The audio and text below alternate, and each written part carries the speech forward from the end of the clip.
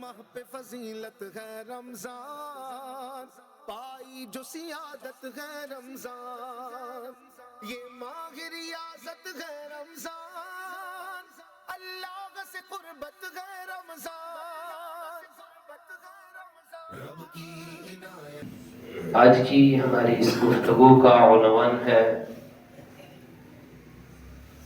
مدینہ پاک کے اندر جو مسجد ضرار بنائی گئی تھی اس کا پس منظر کیا ہے، اور اللہ رب العزت نے مسجد ضرار کے متعلق کس انداز سے بیان فرمایا ہے۔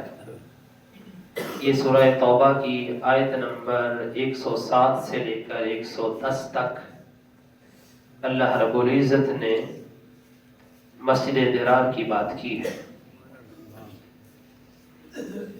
حافظ ابن کثیر البدایہ والنہایہ کے اندر اس کا پس منظر کچھ یوں لکھتے ہیں۔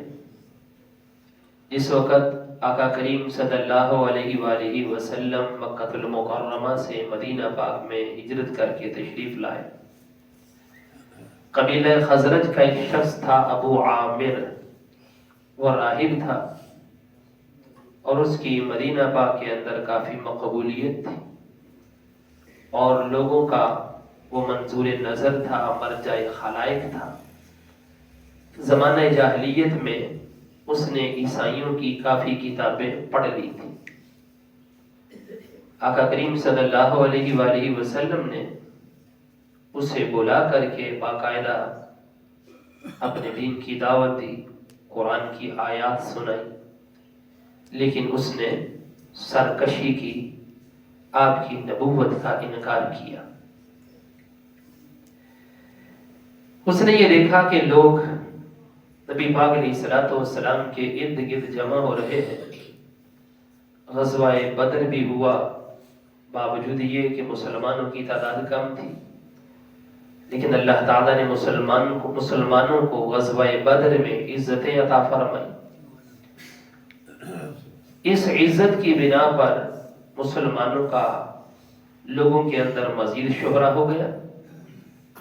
اس نے دیکھا کہ مسلمانوں کا وقار بڑھ رہا ہے۔ اس نے کیا کیا، مدینہ چھوڑ کر کے مکہ چلا گیا، وہاں جا کر کے مشرکین کو ابھارا اور کہا کہ یہ جس نے ادعائے نبوت کیا ہے اس کا قلع قمع کیا جائے۔ جو عرب کے مختلف قبیلے تھے ان کو تیار کیا، یہاں تک کہ غزوہ احد برپا ہوا۔ غزوہ احد کے اندر اس فاسق آدمی نے دونوں صفوں میں بہت سارے گھڑے کھودے تھے۔ ایک گھڑے کے اندر نبی پاک علیہ الصلوۃ والسلام بھی گر پڑے تھے، آپ کا مبارک چہرہ زخمی ہو گیا تھا، آپ کے جو نچلے دانت ہیں، نچلے دانتوں میں سامنے والا جو داہنا دانت تھا اس کی ایک جھری جو ہے وہ گر پڑی، یعنی کہ تھوڑا سا دانت جو ہے وہ ٹوٹ گیا تھا، اور آقا کریم صلی اللہ علیہ وآلہ وسلم کو کافی تکلیف بھی پہنچی۔ لیکن اس کے باوجود یہ جو ابو عامر راہب تھا، اس نے دیکھا کہ مسلمانوں کا نقصان ہوا ہے لیکن پھر بھی ان کی عزت بڑھ رہی ہے۔ جس وقت غزوہ احد برپا ہوا نا، اس وقت اس نے اپنے قبیلے والوں کو پکارا، کیونکہ یہ خزرج سے تعلق رکھتا تھا۔ جو انصار صحابہ تھے وہ بھی قبیلہ اوس سے بھی تھے، خزرج سے بھی تھے۔ ان کو آ کے اس نے کہا، میری قوم میری بات سنو، دیکھو تم یہ جو کر رہے ہو اچھا نہیں ہے، میری موافقت کرو۔ پہلے تم میرے ارد گرد بیٹھا کرتے تھے۔ حضرات صحابہ کرام علیہ مردوان نے جس وقت اس کی گندی زبان کو سنا، کہا وہ فاسق، دشمن خدا، یہاں سے چلا جا، تیرا رستہ اور ہے اور ہمارا رستہ اور ہے، لہذا ہم تمہاری موافقت نہیں کر سکتے۔ وہاں پر بھی اس کی دال نہیں گلی۔ بہرحال غزوہ احد کے بعد یہ جو منافق آدمی تھا، اس نے اسلام تو قبول نہیں کیا تھا لیکن بظاہر کہتا تھا کہ ہم جو ہے اس دین کا بڑا احترام کرتے ہیں۔ جس طرح آج کل بھی بہت سارے لوگ ایسے ہیں جو اس طرح کا ظاہری طور پر نفاق رکھتے ہیں، حالانکہ ان کا جو تعلق ہوتا ہے وہ دوسرے فرقے سے ہوتا ہے، کہہ لیں کہ یا بد مذہبیت سے ہوتا ہے، تو ہمارے سامنے کہتے ہیں مولانا صاحب ہم آپ کا بڑا احترام کرتے ہیں، جی بڑا احترام کرتے ہیں، جبکہ وہ احترام نہیں، زبانی کلامی احترام ہوتا ہے، پیچھے جو جڑیں وہ کاٹ رہے ہوتے ہیں وہ ہمارے کانوں کے اندر آوازیں پڑتی رہتی ہیں کہ یہ کیا کچھ کہہ رہے ہیں لوگوں کو۔ یہ بہرحال یہ بندہ شاہ روم کے پاس چلا گیا اور وہاں جا کر کے اس نے کفار مکہ کو بھی پیغام بھیجا، اور ادھر سے مدینہ پاک کے اندر جو اس کی موافقت رکھتے تھے منافقین ان کو بھی پیغام بھیجا۔ کفار مکہ کو پیغام بھیجا کہ میں یہاں سے لشکر لے کر آؤں گا مکہ، اور مکہ سے چلیں گے ہم مدینہ، تو اس نبی صلی اللہ علیہ وآلہ وسلم کا قلع قمع کر دیں گے۔ اور وہ جو مدینے کے اندر منافقین تھے ان کو ایک پیغام دیا، پیغام یہ دیا میں آؤں گا پہلے اور میرے ساتھ کچھ لوگ بھی ہوں گے، لہذا یہاں پر میری کچھ پناہ گاہ بنائی جائے جہاں پر آ کے میں رہوں، لوگوں کو اپنے قریب کروں۔ جو مدینے کے منافقین تھے انہوں نے مسجد قباء کے قریب ایک مسجد بنا لی اس کے کہنے پر کہ ہم یہاں پر نمازیں شروع کرتے ہیں، نبی پاک علیہ الصلوۃ والسلام کو دعوت دیں گے کہ آپ یہاں پر تشریف لائیں اور نماز پڑھیں، تاکہ لوگوں کی نگاہ کے اندر اس مسجد کا بھی اعتبار ہو جائے کہ یہ بھی ایک مستند مسجد ہے۔ جبکہ حقیقت کیا تھی؟ مسلمانوں کے درمیان پھوٹ ڈلوانا، مسلمانوں کے درمیان تفرقہ کرنا۔ اس مسجد کو باقاعدہ جو بنایا گیا تھا زر دینے کے لیے بنایا گیا، اور اس آدمی کی کمین گاہ بنانے کے لیے اس مسجد کی بنیاد رکھ دی گئی۔ ادھر سے غزوہ تبوک کی تیاریاں شروع، ان لوگوں نے مسجد بنا لی، نبی پاک علیہ الصلوۃ والسلام کو دعوت دی کہ آپ تشریف لائیے، مسجد کے اندر آ کر کے نماز پڑھ کے مسجد کو مستند بنا دیجیے، اس طرح کی۔ اب ہوا یہ کہ نبی پاک علیہ الصلوۃ والتسلیم نے فرمایا کہ ابھی تو ہم غزوے کے در پہ ہیں، تیاریاں ہماری ہو رہی ہیں، ہم جائیں گے واپسی آئیں گے انشاءاللہ دیکھیں گے۔ جس وقت غزوہ تبوک سے واپسی آقا کریم صلی اللہ علیہ وآلہ وسلم تشریف لا رہے تھے، 1 یا 2 دن کا سفر باقی تھا، اللہ رب العزت نے پیارے محبوب صلی اللہ علیہ وآلہ وسلم کی اوپر وحی کا نزول فرما دیا۔ پیارے محبوب آپ نے اس مسجد کے اندر کھڑے ہو کر کے نماز نہیں پڑھنی، اس مسجد کو مستند نہیں بنانا، آپ جائیے اور یہاں سے کسی کو جو ہے وہ بھیجیے اور اس مسجد کو نیست و نابود کر دیجیے۔ آقا کریم علیہ الصلوۃ والسلام نے چند صحابہ کو بھیجا اور انہوں نے جا کر کے جو اندر لوگ بیٹھے ہوئے تھے ان کو باہر نکالا اور نکال کر کے اس کو خاکستر کر دیا، جلا دیا، نیچے گرایا اس کو جلا دیا۔ اور یہ لوگ باہر کھڑے ہو کر کہہ رہے ہیں خدا کی قسم، خدا کی قسم ہم نے تو نیک نیتی سے مسجد بنائی تھی۔ اللہ رب العزت نے ارشاد فرمایا پیارے محبوب میں گواہی دیتا ہوں یہ مسجد بنانے میں جھوٹے ہیں۔ اب اس پس منظر کو ذرا دیکھیے، قرآن کے اندر کس انداز سے بیان کیا گیا۔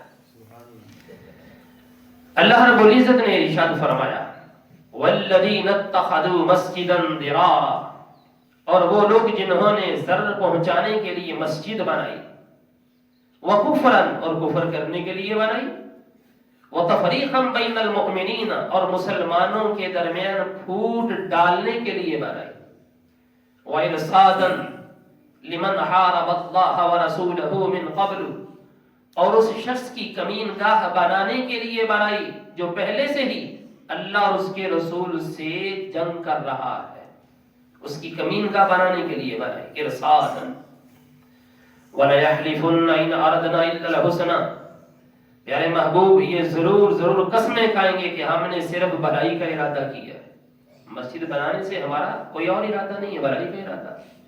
وَاللَّهُ يَشْهَدُ إِنَّهُمْ لَكَاذِبُونَ، اور اللہ گواہی دیتا ہے بے شک ضرور جھوٹے ہیں یہ جھوٹے ہیں۔ لا تقم فیہ ابدا، پیارے محبوب آپ اس مسجد میں کبھی بھی کھڑے نہ ہوں۔ لمسجد اسس علی التقوی من اول یوم احق ان تقوم فیہ، البتہ جس مسجد کی بنیاد پہلے روز سے ہی تقوی پر رکھی گئی ہے وہ اس بات کی زیادہ حقدار ہے کہ آپ اس مسجد میں کھڑے ہو، آپ اس مسجد میں کھڑے ہو جس کی بنیاد تقوی پہ۔ فیہ رجال یحبون ان یتطہروا، اس میں ایسے مرد ہیں جو خوب پاکیزہ ہونے کو پسند کرتے ہیں۔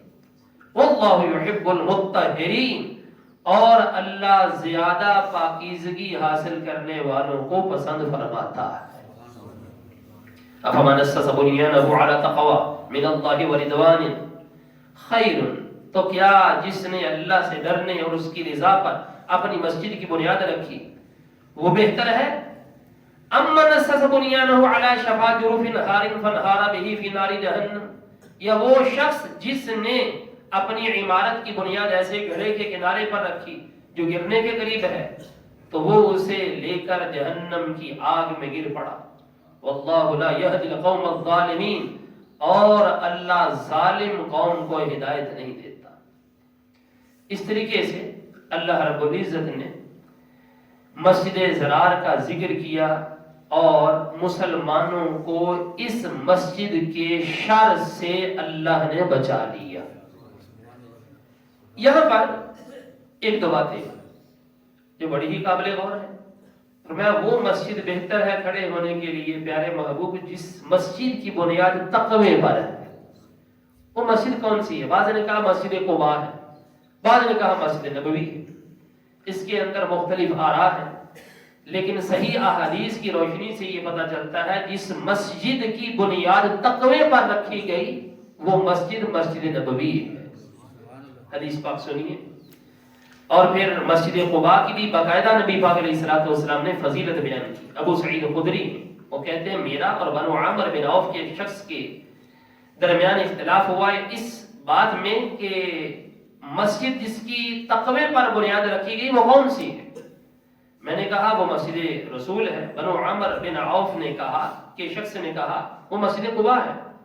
دونوں کا آپس میں جو ہے وہ اس میں بحث و مباحثہ ہو گیا، لیکن دونوں ہی نبی پاک علیہ الصلوۃ والسلام کی خدمت میں حاضر ہو گئے۔ آپ علیہ الصلوۃ والسلام سے اس کے متعلق پوچھا تو آپ نے فرمایا وہ مسجد جس کی بنیاد تقوی پر رکھی گئی ہے میری یہ مسجد ہے، مسجد نبوی ہے۔ اور پھر فرمایا مسجد قباء، فرمایا اس میں بھی اللہ نے خیر کثیر رکھ دی ہے۔ اچھا، اس طرح کی کئی احادیث ہیں جس کے اندر مسجد نبوی کی فضیلت بیان کی گئی اور مسجد قباء کی طرف بھی اشارہ کر دیا گیا کہ اس کے اندر بھی اللہ تبارک و تعالی نے خیر کثیر رکھی ہے۔ مسجد نبوی جس کی بنیاد تقوی پر رکھی گئی، اس کی فضیلت کیا ہے ذرا یہ سنیے، پھر مسجد قباء کی فضیلت سنتے ہیں، گفتگو ختم ہو جائے گی۔ حضرت انس بن مالک رضی اللہ عنہ بیان کرتے ہیں رسول اللہ صلی اللہ علیہ وآلہ وسلم نے ارشاد فرمایا، سنن ابن ماجہ میں یہ حدیث پاک ہے، کسی شخص کا اپنے گھر میں نماز پڑھنا ایک نماز کا ثواب، اور محلے کی مسجد میں نماز پڑھنا 25 نمازوں کا ثواب، اور میں جامع مسجد میں نماز پڑھنا 500 نمازوں کا ثواب ہے۔ اور پھر فرمایا کسی کا مسجد اقصی میں نماز پڑھنا 50,000 نمازوں کا ثواب ہے، اور اس کا میری مسجد میں نماز پڑھنا یہ بھی 50,000 نمازوں کا ثواب ہے، اور اس کا مسجد حرام میں نماز پڑھنا 1,00,000 نمازوں کا ثواب رکھتا ہے۔ اچھا، حضرت انس بن مالک فرماتے ہیں نبی پاک علیہ السلام نے فرمایا جس نے میری اس مسجد میں 40 نمازیں پڑھی ان میں سے کوئی بھی قضا نہ ہوئی تو اس کے لیے آگ سے نجات لکھ دی جاتی ہے۔ مسجد نبوی کے اندر 40 نمازیں پڑھنا۔ جناب ابو ہریرہ کہتے ہیں نبی پاک علیہ السلام نے فرمایا میرے گھر اور میرے منبر کے درمیان کی جگہ جنت کے باغوں میں سے ایک باغ ہے، اس کو روضۃ من ریاض الجنہ کہا جاتا ہے۔ ام سلمہ بیان کرتی نبی پاک علیہ السلام نے فرمایا میرے اس منبر کے پائے جنت کے اندر نصب ہیں، منبر کے جو پائے جنت کے اندر نصب ہیں۔ عبداللہ بن عمر کہتے ہیں رسول اللہ صلی اللہ علیہ وسلم نے فرمایا جس نے میری قبر کی زیارت کی اس کے لیے میری شفاعت واجب ہو جاتی ہے۔ آج کل قبر نظر تو نہیں آتی، لیکن جو قریب چلا جاتا ہے جو کچھ اس کو نظر آتا ہے دیکھ لیتا ہے، فرمایا اس کے لیے شفاعت رسول واجب ہے۔ مسجد قباء کے بارے میں سن لیجیے، اسلام کی پہلی مسجد مسجد قباء، پہلی مسجد کون سی ہے؟ مسجد قباء ہے. مسجد نبوی کی بنیاد بعد میں رکھی گئی، مسجد قباء پہلی. نبی پاک صلی اللہ علیہ وآلہ وبارک وسلم نے اس جگہ پہ مسجد بنائی، مسجد قباء. تو جس وقت آپ تشریف لائے تھے ہجرت کر کے، تو لوگوں نے جھگڑا کیا تھا آپس میں کہ حضور میرے گھر میں آئیں گے، حضور میرے گھر میں آئیں گے. آقا کریم علیہ السلام نے فرمایا یہ فیصلہ میری اونٹنی کے سپرد ہے، اونٹنی جہاں بیٹھ جائے گی وہی اسی جگہ پہ میں بیٹھ جاؤں. حضرت ابو ایوب انصاری رضی اللہ عنہ کے گھر کے قریب بیٹھ گئی تھی. پھر لوگوں نے کہا حضور یہاں پر مسجد ہونی چاہیے، یہاں ہم نماز پڑھتے رہیں. آپ صلی اللہ علیہ وسلم نے حضرت ابوبکر صدیق رضی اللہ عنہ کو فرمایا یہ میری اونٹنی ہے، اس کی جو مہار ہے اس کو ڈھیلا کر دو، جہاں جہاں یہ پھیرے لگا لے گی وہاں وہاں مسجد بن جائے گی. مسجد قباء وہاں بنی. ٹھیک ہے. اور پھر دیکھیے نبی پاک علیہ السلام اپنی مسجد نبوی سے مسجد قباء ہر ہفتے کے روز پیدل تشریف لے جایا کرتے تھے. اور عبداللہ بن عمر کہتے ہیں میں رسول اللہ صلی اللہ علیہ وسلم کی سنت سمجھ کے ہر ہفتے مسجد نبوی سے مسجد قباء پیدل سفر کرتا. اور آقا کریم علیہ السلام نے فرمایا جس نے گھر سے وضو کیا اچھے طریقے سے وضو کر کے صرف اور صرف 2 رکعت نفل پڑھے مسجد قباء میں، اللہ تعالیٰ اس کو ایک مقبول عمرے کا ثواب عطا فرمائے. مسجد قباء کے مین دروازے پہ آج بھی یہ حدیث لکھی ہوئی ہے. اور مدینہ پاک کے اندر مسجد نبوی سے تو باقاعدہ قباء اسٹریٹ بن چکی ہے. ٹھیک ہے جی، وہ پوری ایک گلی ہے مسجد نبوی سے لے کر مسجد قباء تک. باقاعدہ جو ہے وہ سیدھا جو ہے ہم نے روڈ کھینچ دیا ہے. لوگ جو ہے وہ پیدل بھی جاتے ہیں، وہاں پر جو ہے سواری پر بھی سفر کر سکتے ہیں. اور پھر آقا کریم صلی اللہ علیہ وسلم نے اس مسجد نبوی کی جو فضیلت تھی اس کو بھی بیان فرمایا. جو وہاں پر لوگ رہتے تھے اس کے ارد گرد ان کی بھی فضیلت کو بیان فرمایا. فرمایا یہاں پر کچھ لوگ ایسے ہیں جن کی مدح اللہ تعالیٰ نے خود بیان فرمائی. فیہ رجال یحبون ان یتطہروا واللہ یحب المطہرین. آپ نے پوچھا تھا، فرمایا کہ کیا وجہ ہے کہ اللہ تبارک و تعالیٰ نے تمہاری مدح کی؟ انہوں نے کہا حضور ہم استنجا 2 طریقے سے کرتے ہیں. پہلے ہم ڈھیلے استعمال کرتے ہیں، بعد میں پانی استعمال کرتے ہیں. ٹھیک ہے. تو نبی پاک علیہ الصلوۃ والسلام نے فرمایا یہی وجہ ہے واللہ یحب المطہرین، اللہ تعالیٰ بھی خوب پاکی حاصل کرنے والوں کو پسند فرماتا ہے. دعا ہے اللہ رب العزت ہم سب کو قرآن و سنت کے فہم کی برکتوں سے مالا مال فرمائے. صلاۃ والسلام